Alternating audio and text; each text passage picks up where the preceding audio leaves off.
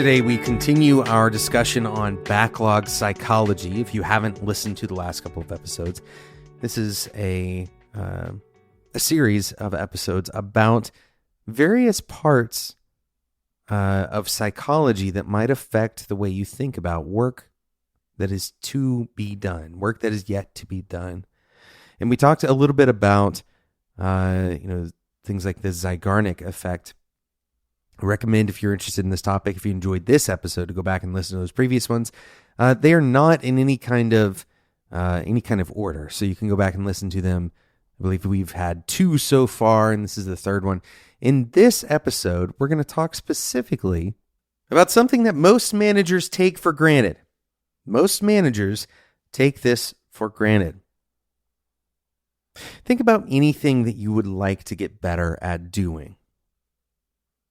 Whether that's playing an instrument, maybe speaking in public, maybe you just want to get better at, adhering to your habits, or pick something that is meaningful to you, something that you want to improve at. Now, imagine the most basic advice that you could hear.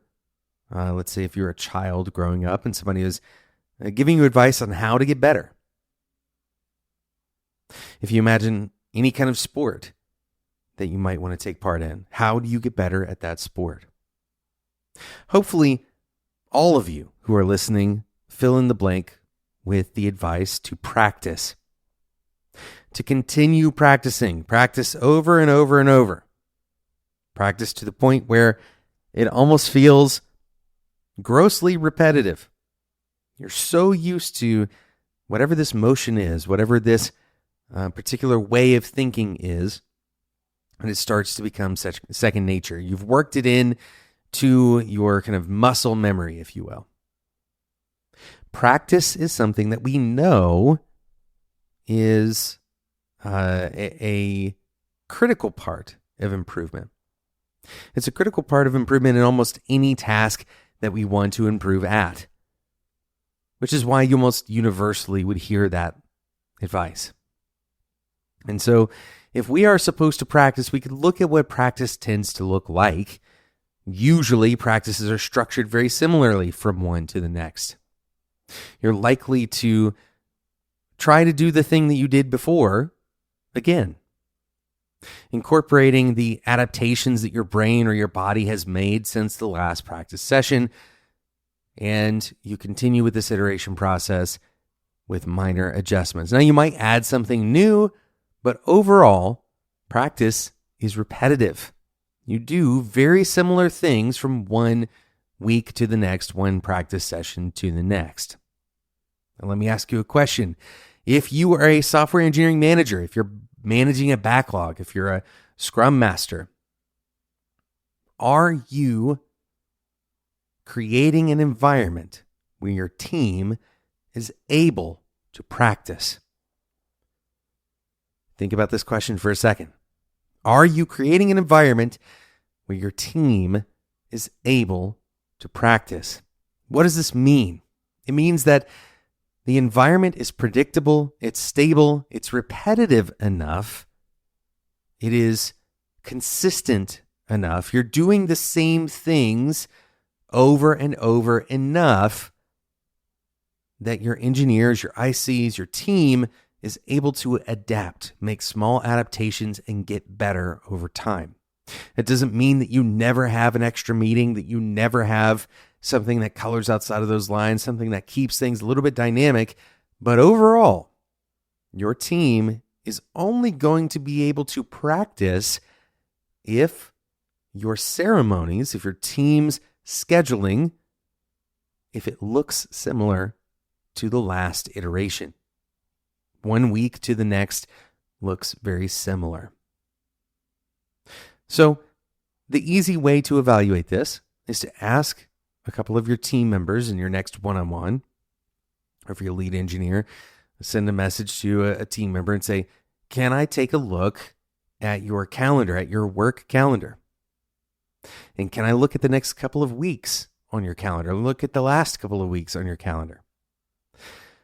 if you are establishing a practice, you should see some consistency, some rhythmic consistency from one week to the next, or maybe every 2 weeks is your cadence. Whatever that cadence is, there should be rhythmic consistency to it. And here's the thing. What this is going to provide is a low overhead, a low cognitive overhead for preparing for and engaging in meetings. Meetings are not where you are going to see practice occurring.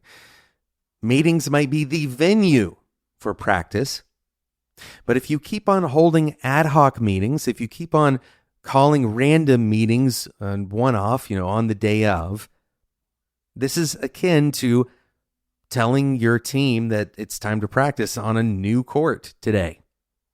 It's time to go down the street and practice in a different way than you did yesterday. And suddenly, without warning, it's time to practice right now. If your team is engaging in these meetings, this is the venue, this is the kind of format that you might want for practice. But if it's not predictable, then they have to prepare all of a sudden for this new thing. The cognitive overhead does not allow them to get into any kind of flow state. It doesn't allow them to move past the pretense of the meeting. And instead of practice, all they're doing is preparing. All they're doing is figuring out, what do I need to do for this next meeting that I'm about to be a part of? That's not a valuable output from a team. Focus on consistency with your team and allow them to get into a rhythm. Try to avoid calling one-off meetings and instead focus on bringing as much as you can into your recurring rhythmic meetings. Thanks so much for listening to today's episode of Developer Tea.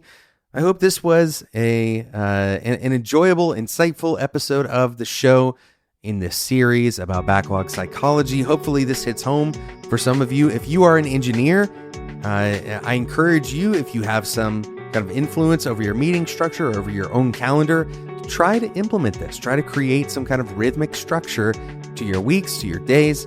I can almost guarantee that you're going to improve at a much faster rate if you do it this way. Thanks so much for listening. If you enjoyed this episode, please join our Developer Tea Discord community. Head over to developertea.com/Discord. And until next time, enjoy your tea.